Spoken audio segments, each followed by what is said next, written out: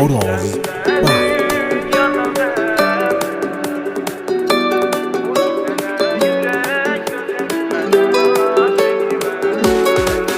Sənə yürək dedim, nazlı mələk dedim.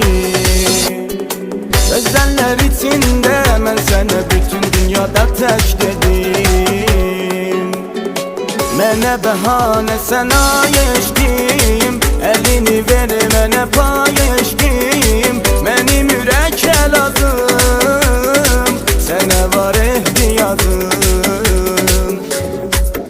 Sən başdakı yarızım, mənə səsin dünyada lazım. Bilirsən ki sevirəm, sandan sənin azım. Səni sevəcəyəm, çəksəm də dünyada qəm.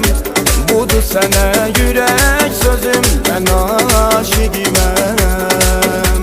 Səni sevəcəyəm, çəksəm də dünyada qəm. Budur sənə yürək sözüm, mən aşiqiməm.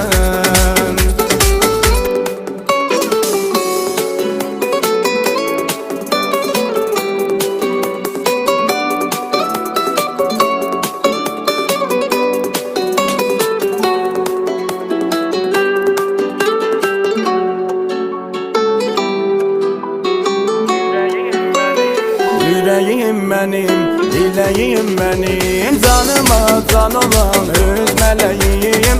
Benim ay şirin söz meleğim, sevirem seni canla kara göz meleğim.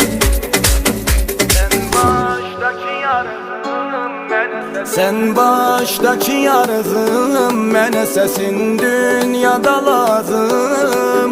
Bilirsən ki sevirəm, sandan sənin azım. Səni sevəcəyəm, çəksəm də dünyada qəm. Budur sənə yürək sözüm, mən aşiqiməm. Səni sevəcəyəm, çəksəm də dünyada qəm. Budur sənə yürək sözüm, mən aşiqiməm.